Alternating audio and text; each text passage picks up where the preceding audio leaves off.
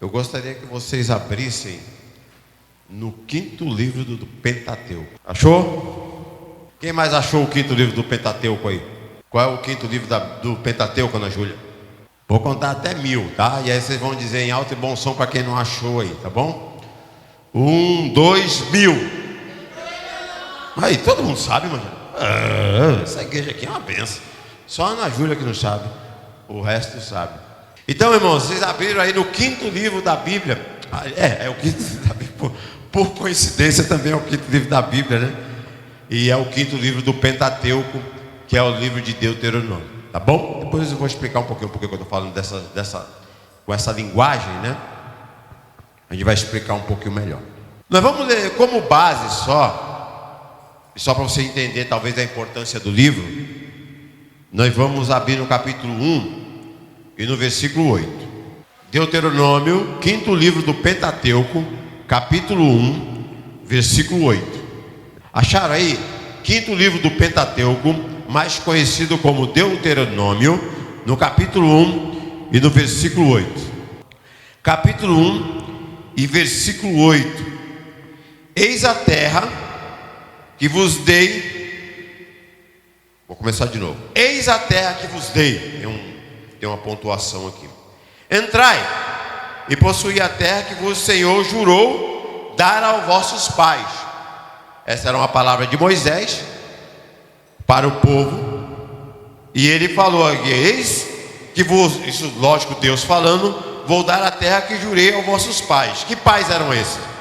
Abraão, Isaque e Jacó. E graças a Deus, não só aos pais, mas toda a sua descendência. E a sua descendência depois deles.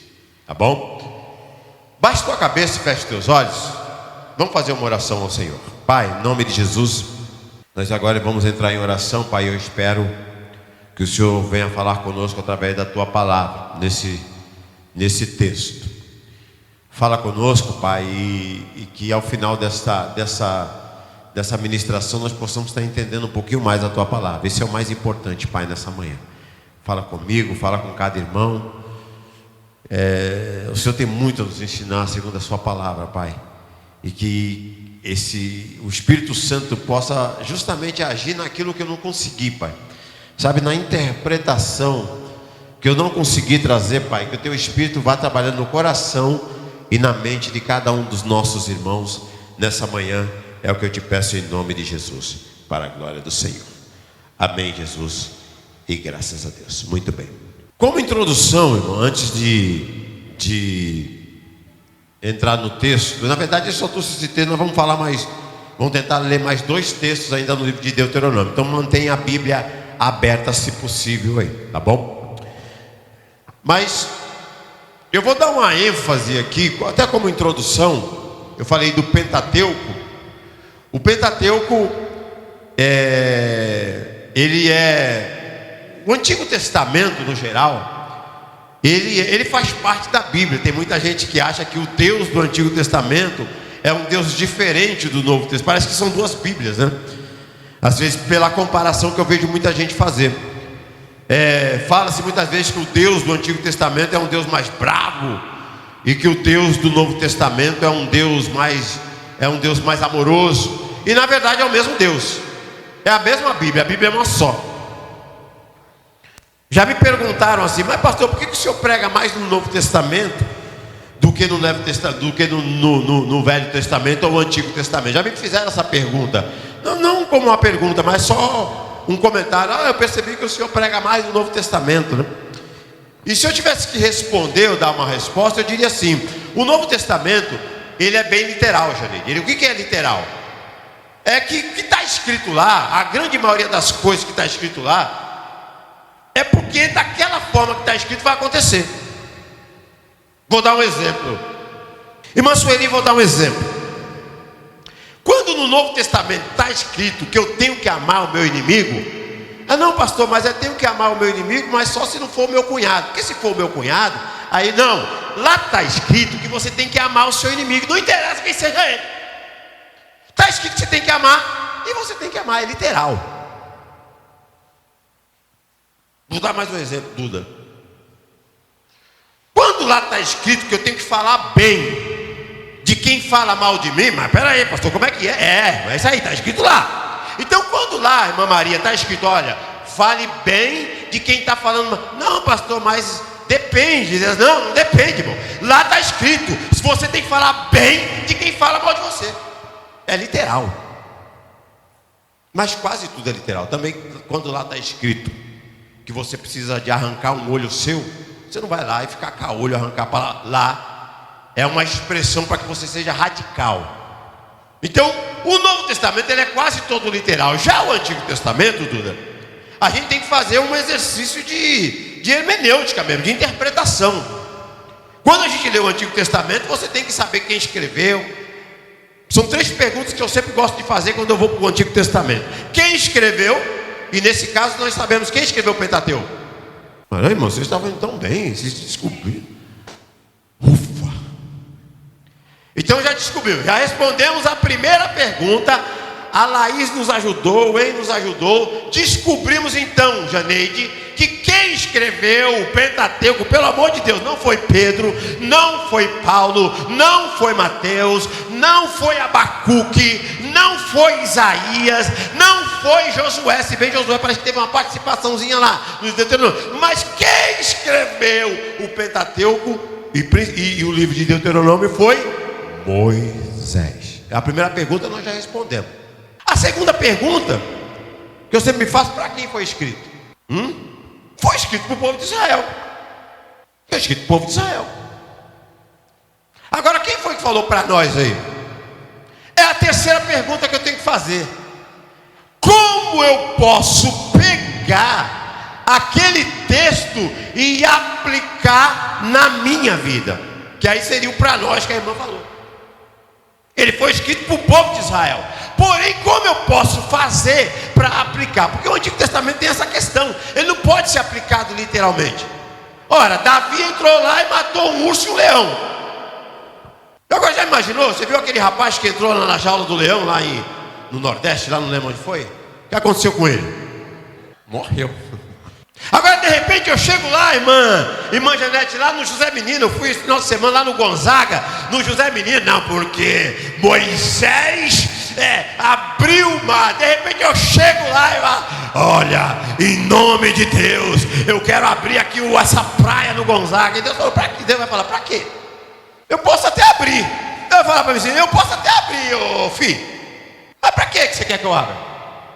Vai passar quem aí? Você vai para onde? Você está fugindo de quem? Então, no Antigo Testamento, você tem que... Essas 3 perguntas são importantes. Quem escreveu? Para quem foi escrito?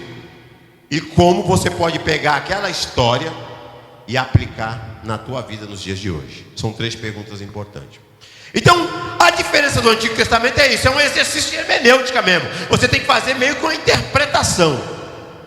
Falando um pouco mais do Pentateuco, o Pentateuco são 5 livros, para a gente entender. Irmãos, aqui a gente está numa toada, mas a ideia era, porque irmão, igreja não precisa mais. Eu não posso, eu vou abrir uma igreja aqui em Judiapeba, porque não tem quase igreja aqui. Não, muito pelo contrário, irmão. Se eu cair, tropeçar, eu caio dentro de uma igreja ali na esquina. Na verdade tem uma naquela esquina e tem outra nessa esquina.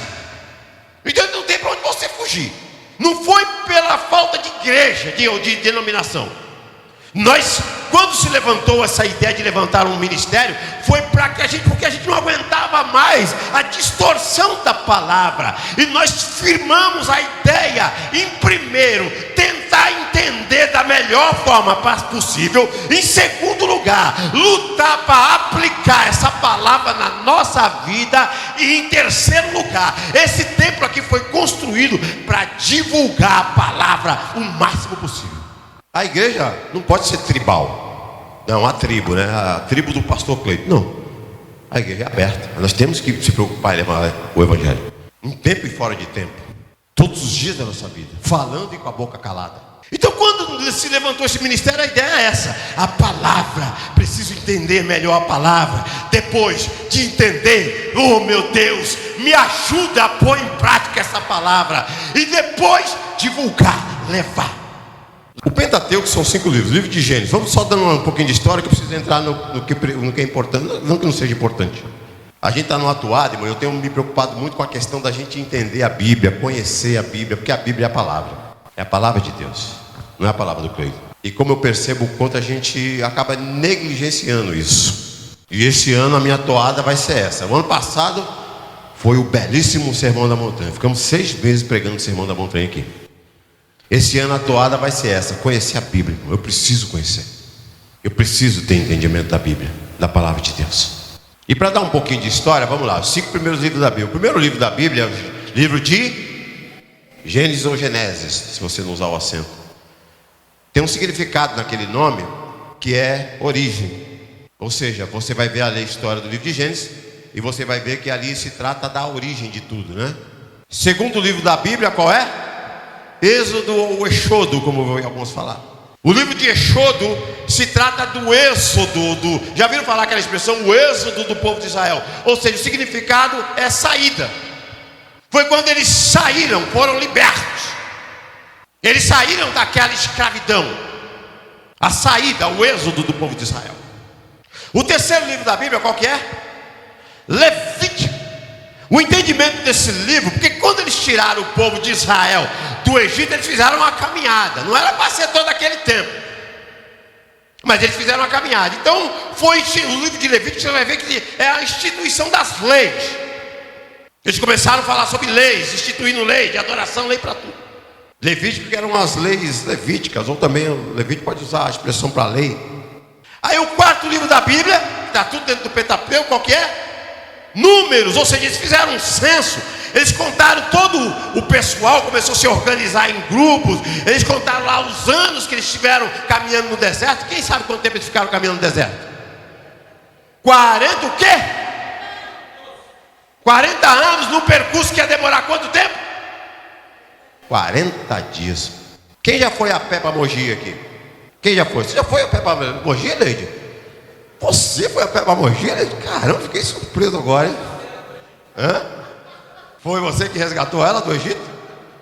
Então deixa eu perguntar para a Leide: quanto tempo você foi da onde para onde? Vamos lá. De Jundiapeba para Mogi, pro centro de Mogi ali. Quanto tempo você demorou para chegar lá? 1h15. 1h15 que ela demorou andando de Jundiapeba até Mogi das Cruzes. Agora, se de repente, imagine, irmão, se essa 1h15 virasse 10 dias. Porque foi o que aconteceu com o povo de Israel. Eles iam fazer um percurso que ia demorar 40 dias. Mas, irmão, eles demoraram 40 anos. Imagine, Leide, 10 dias. Bom, você chegar em Mogi, você ia ficar circulando para as curvas, você ia lá na Serra do Itapetí, no Pico do Urubu, ia voltar para Suzano. Foi o que aconteceu com o povo de Israel. E chegamos ao dito cujo, esse palavrão do nome do livro Deuteronômio. Esses nomes são do grego, depois eu não vou explicar essa coisa, não vai dar tempo. Mas enfim, o significado do nome Deuteronômio é a segunda lei, ou seja, a releitura. O que eles fizeram, Ronaldo? O que Moisés fez? Ele pegou e fez, no capítulo 5 em diante, se eu não me engano, ele lê ali, ele faz, porque essas leis já tinham sido dadas. Ele pegou no capítulo 5, leu de novo os 10 mandamentos, que é a lei moral, e ele continuou escrevendo ali as leis, para que houvesse o que ele fez um resumo de tudo. Essa é a ideia do livro de Deuteronômio. Ele pegou tudo aquilo que tinha sido falado, todas as regras, todas as leis, e ele começou a fazer um resumo e escrever ali. Ele escrevia. Isso, eles estavam pertinho da terra prometida, que era o que eles mais esperavam: receber a terra que manava leite e mel. A terra que para carregar um cacho de uva precisava de 2 homens. Essa mesma terra que foram lá e falou: realmente, o plano de Deus é bom, mas é inviável. Foi 12 espias lá, mas 10 voltaram e falaram: realmente, Deus é bonzinho, é legal, né? Ele tem um plano bom, mas não vamos alcançar. Como assim? E dos 10, só 2 voltaram com a visão positiva. Vamos falar um pouco mais do Deuteronômio agora. Gênesis, origem. Êxodo, saída. Levítico, leis. Números, o censo e a organização deles. E Deuteronômio, toda a leitura, relembraram toda a lei que tinha sido orientada. Abra aí agora a sua Bíblia, no mesmo livro de Deuteronômio, vai dar para abrir agora, hein? Abre no capítulo 17. O versículo vai ser o 18. Eu esbarrei nessa palavra aqui. O título tem um título um pouco antes, que fala assim: os deveres do rei, que a regra é para tudo e lei para tudo. E olha que interessante, qual era a regra para os reis. Interessante aqui antes do versículo 18, que no versículo 16, olha uma das regras para os reis. Eles, porém, não adquirirão para si número de cavalos, nem fará o povo voltar ao Egito para adquirir mais cavalos, pois o Senhor vos disse, nunca mais voltará. Olha o versículo 17, que interessante. Tampouco adquirirá para si mulheres em grande número.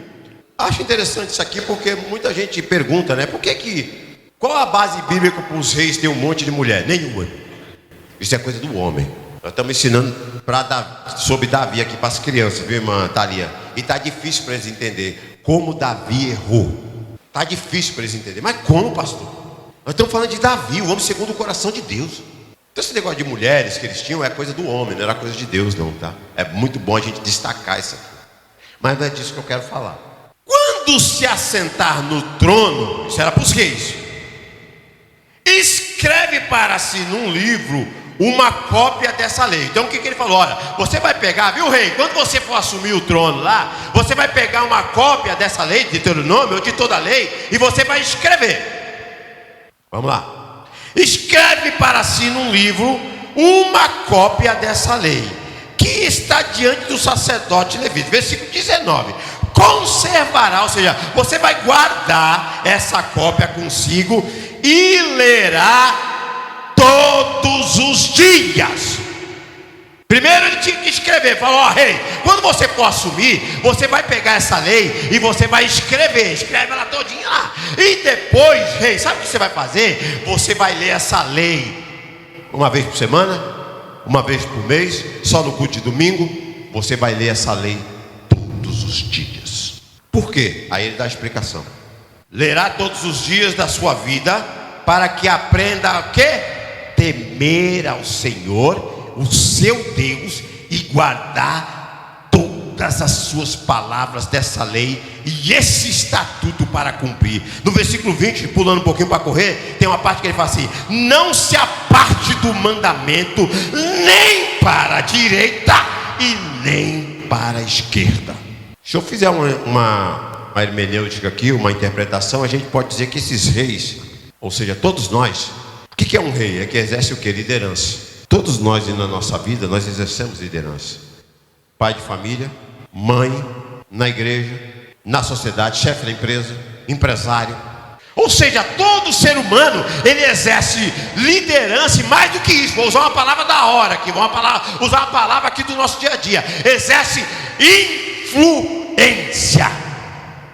Agora, se nós exercemos liderança, se nós exercemos influência, veja qual foi o conselho ou a ordem, a ordem que foi dada para o rei. Olha, rei, quando você assumir o trono, sabe o que você vai fazer? Você vai copiar, não sei quanto tempo demora para escrever o livro do Deuteronômio. Quanto vocês acham? São 34 capítulos aqui. Quanto tempo você vai demorar para escrever? Não sei. Quanto tempo você vai demorar para ler? Não sei. Algumas horas no mínimo. Ou seja, quando você começar a exercer influência, rei, você vai pegar esse estatuto aqui, essa lei aqui, e você vai escrever, vai guardar para você. E não é para guardar na gaveta não, viu, rei? Você vai pegar essa lei, é uma coisa pessoal. Você vai pegar essa lei e ler todos os dias. Vou fazer uma pergunta retórica aqui. O que é uma pergunta retórica? Que a resposta você dá para você mesmo, tá bom? Qual foi a última vez que nós lemos a Bíblia? Aqui não está falando da Bíblia, está falando das leis. E não é ler, não, eu tenho que ler 3 capítulos por dia, porque eu decidi esse ano ler a Bíblia inteira. Esses reis somos nós. Você exerce influência na tua família, você que é pai de família, ei, você que é pai, ei, você que é mãe. E para quê? Para que ele não se desvie. A questão da leitura é para conhecer. Irmão, se tem uma forma que nós temos para conhecer Deus, eu não conheço outro jeito, não conheço outra forma, é só através da leitura da palavra. A oração vai te ajudar a compreender. Nós cantamos um hino aqui, o primeiro hino que eu cantei, dizendo assim: buscar mais intimidade com Deus. Eu não conheço outra forma, se não for pela palavra. Moisés falou para o rei, fala assim: filho, você tem que ler esse livro todo dia. Eu não sou rei, pastor. É, na tua casa, dentro da igreja. Não existe outra forma de conhecer Deus. Capítulo 31 do livro de Deuteronômio. Vamos aprofundar um pouco mais? Por isso que a minha preocupação esse ano está com a palavra. 31, Ruth. Deixa eu achar aqui primeiro. Capítulo 30, veja bem, irmãos. Esse livro de Deuteronômio, eles estavam prestes. Janeide, faltava 70 dias para eles entrarem na terra de... A grande promessa, irmã Janeide. O que eles mais desejavam. Eles estavam lá perto do Rio Jordão. Aí Moisés resolveu fazer todo o resumo da lei e passar para o povo. Hoje a nossa lei é a palavra. O que falta às vezes talvez é um pouco de entendimento sobre como aplicá-la na nossa vida. Existem muitas discussões, né? Existem muitas discussões sobre isso. Deuteronômio 31, está escrito assim, ó. A leitura da lei tem um subtítulo que é entre o versículo 8 e o versículo 9. Mas nós vamos ler o versículo, vamos direto ao assunto, vamos ler o 12 logo, não vou ler tudo aqui que não vai dar. Só vou explicar para vocês que a cada 7 anos eles se reuniam num grande evento. Igreja gosta de evento, né?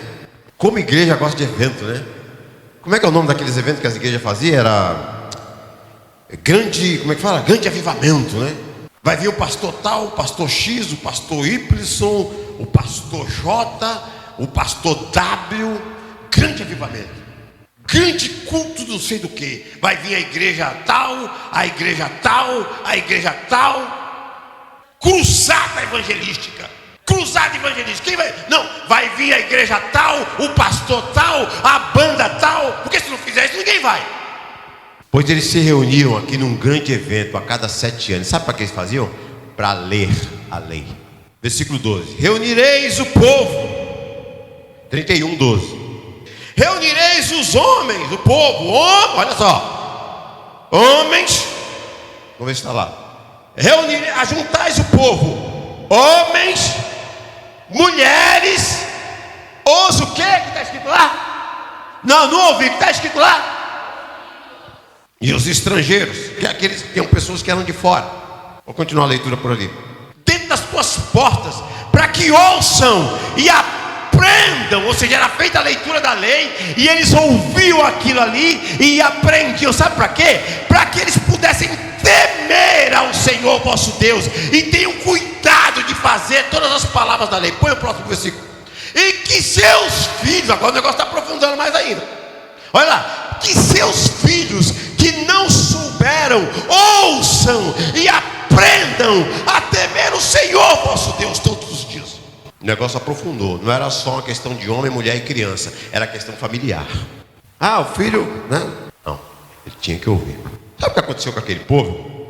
O povo que foi liberto lá do Egito, a maioria morreu. Nenhum deles tiveram direito a entrar no Egito. Na verdade, aquelas crianças que nasceram no deserto, era para ter nascido lá em Canaã. Não nasceram, sabe por quê? Porque o povo, irmão, eles tinham uma fé até determinada parte. Eles não tiveram fé. Irmão, aquele povo, Deus mandava comida para eles. Aquele povo, gente, Moisés foi lá e tocou o cajado, o mar abriu, eles passaram com o pezinho sequinho no mar. E foi o mesmo povo que não conseguiu entrar na terra prometida, porque a fé deles era substancial. E aconteceu uma coisa que eles mesmos predisseram. Eles falaram, era melhor a gente morrer. Não morreram mesmo. Por isso que foi orientado às crianças, aos filhos. Eles precisam aprender. Por quê? Só para ter informação? Não, porque o aprendizado levaria ao temor. Eu li aqui, não sei que texto aqui, em que contexto, que eu li sobre fé, que o diabo, os demônios creem e estremecem. Só que a diferença dos demônios para nós é que nós não estremecemos.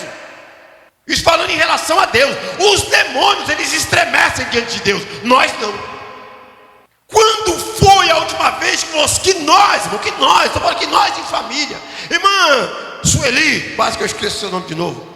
Eu fui fazer um culto doméstico, coisa que eu participei muitos quando era criança. Aí eu inventei de fazer um culto doméstico em casa. Sabe o que aconteceu? A Ana Júlia não parava de rir.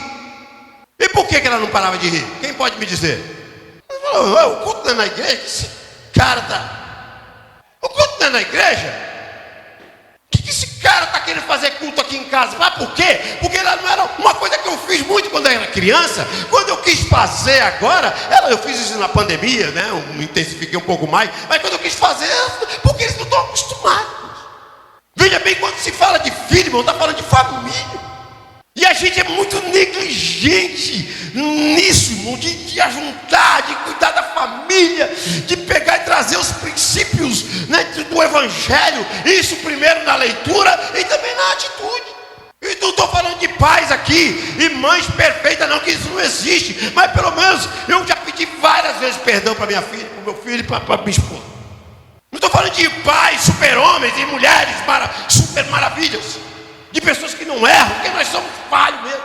Mas veja bem, a orientação é essa: ter um cuidado com a palavra, trazer isso para os nossos filhos. O negócio está feio, o mundo está louco e com força. Aí está aqui a dica, irmão. O Moisés escreveu a lei e falou: olha, cada 7 anos vocês vão se reunir, e não é para cruzada evangelística, não é para festa do não sei do que, é para ler a palavra, discutir a palavra, entender a palavra, porque você só vai conhecer Deus através da palavra, irmão. Viu, pai? Viu, mãe? Aleluia. Vamos cuidar, vamos ter um tempinho para a nossa família.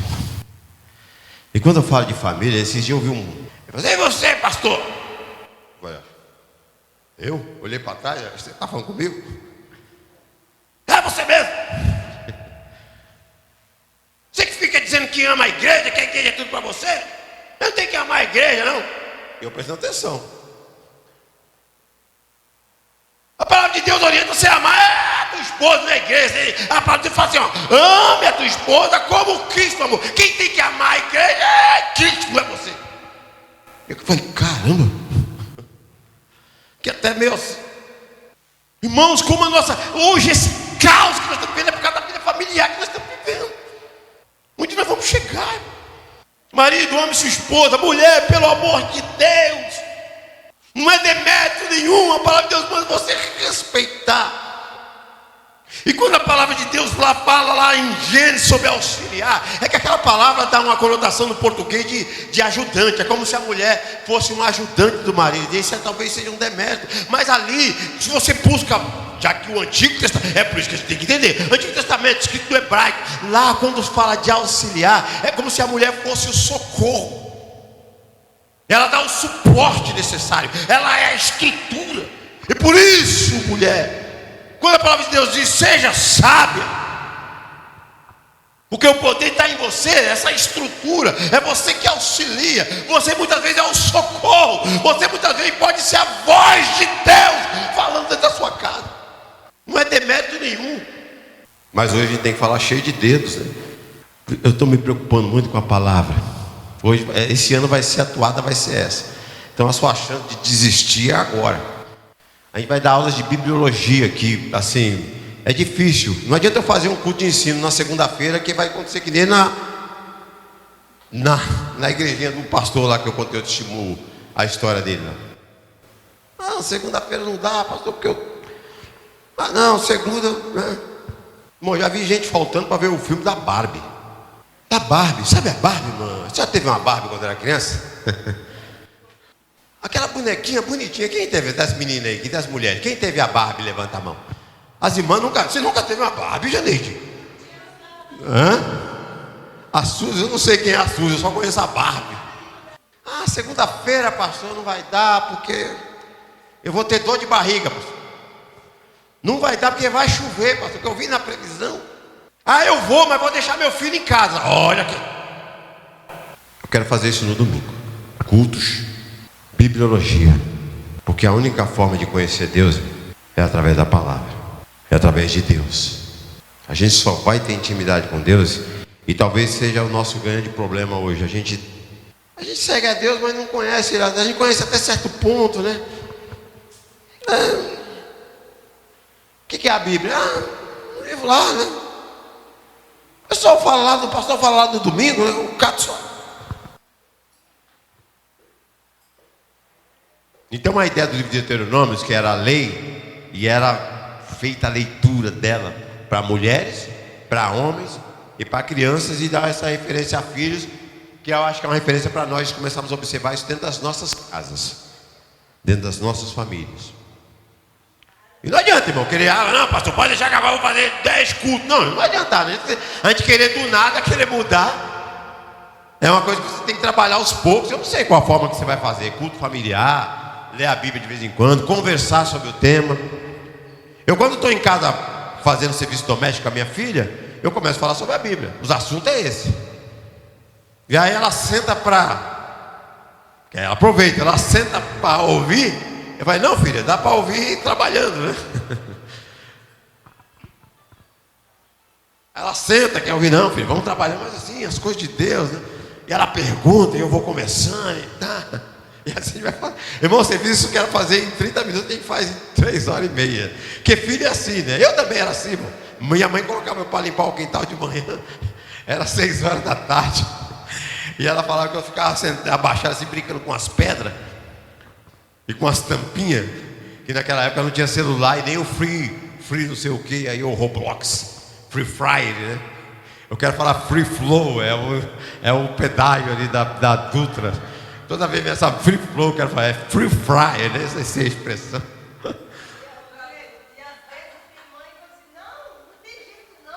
Ah. E os pais que não vão para a igreja, não procuram uma ajuda da igreja, tem que começar dentro de casa, gente. Os pais começam, os pais fracos, os filhos fracos. E assim vai. A geração vai. Irmão, ao texto, olha, pega seu filho, pega a sua mulher, pega o seu marido. Eu sei que nem todos são evangélicos, tanto tem seus horários. Irmão, só a leitura da palavra, e a gente se esforça tanto com isso, porque se não fosse para isso, não precisava de abrir igreja. A igreja tem muito aqui, irmão. É só arrumar uma aí e congregar. Quando nós criamos esse ministério, a ideia foi sempre essa, trabalhar. Quando eu conheci o pastor, vamos ficar de pé, irmão? Pode ficar de pé, porque eu já preciso ter, meu Deus, passou 5 minutos do horário já. Irmão, quando eu conheci o pastor Roberto, ele falava assim: vivam a palavra, vamos escutar a palavra. E ele falava isso incansavelmente. E eu já não sabia que isso aí já era algo que ficou. Vivam a palavra, pregue a palavra, obedeçam a palavra. Engraçado que antes de conhecer o pastor Roberto, eu não via falar isso. Para mim isso foi uma novidade. E eu nasci no evangelho. O congresso não sei o que, a cruzada não sei da onde, que não sei o que, isso aí eu ouvia falar. Mas o pastor com o jeitinho dele, irmão, viva a palavra, prega a palavra, olha a palavra, olha a palavra. Marcha para Jesus. Essa marcha, não quer fazer uma marcha legal? Então beleza, uma vez por ano faz a marcha. Pega o povo lá e abre a Bíblia, uma parte da Bíblia, e faz o povo ler. E toda ela, eu duvido, irmão, que na segunda marcha não vai ter meia dúzia de gato pingado. Aí na terceira marcha, se você levar lá, eu não vou falar nomes aqui, se você levar lá a cantora X, o cantor Y, a banda não sei o que, vai estar cheio de pessoas. Tem a sua mão para cá, irmão? Vamos lá? Pai, em nome de Jesus, está aqui essas crianças com o Senhor. Inclusive a Thaís, que vem todo sábado com a gente aqui. Como nós queremos essas crianças no teu nome, ensinando, influenciando. A tua palavra nos ensinou que nós temos que apelar para a palavra. E é isso que nós estamos fazendo aqui, ensinando as histórias. Não tem outra coisa. Damos um cafezinho, mais o importante é ensinar. Semana que vem, eu sei que o futuro não pertence a ti, Senhor. Mas nós queremos fazer esse projeto de levar essas crianças, falar com elas. Pai, em nome de Jesus, que elas possam ser muito usadas. Que o adulto, quando vê uma criança entregando um folhetinho, que ele possa se sentir algo e procurar uma igreja, não precisa ser a nossa. Mas que nós possamos ver essas crianças sendo usadas no teu nome. Abençoa cada uma delas. Eu aqui tenho essa fé, Pai, e estou impondo a mão sobre cada uma, não como ato profético, porque o que nós temos que fazer é isso mesmo, ensinar essas crianças. E que ajude, Pai, que essa palavra ajude os pais a também estarem se preocupando um pouquinho mais com o que os filhos têm feito, com quem eles têm falado, com quem eles têm lidado. Abençoa, Pai, que essa palavra fique martelando no coraçãozinho de cada pai aqui e de cada criança também. Em nome de Jesus, para a glória de Deus. Não vou encerrar aqui, vou fazer uma oração, mas espero que isso ajude vocês, irmão, a pensar.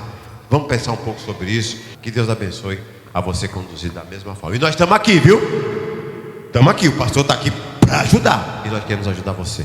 Deixa eu fazer mais uma oração para encerrar. Pai, em nome de Jesus, obrigado por esse culto, pela palavra, pelos louvores, pelos irmãos, pelas irmãs. Obrigado, Senhor. Que essa palavra possa ficar martelando. Os irmãos estão bravos comigo, eu sei, Senhor. O Espírito Santo vai consolando cada irmão, mas que pelo menos a palavra fique no coração, Senhor. O Espírito Santo vai lá, trabalha no coração de cada um. Para aqueles que não têm filho, mas que têm neto, que têm sobrinho, Pai, trabalha no coração e na vida de cada um, em nome de Jesus. Faça com suas mãos, receba a bênção apostólica, grande amor de Deus, a graça do nosso Senhor Salvador Jesus Cristo, a comunhão do Espírito Santo esteja com todos vocês nessa manhã, em nome de Jesus. Que todos digam, vamos aplaudir o Senhor.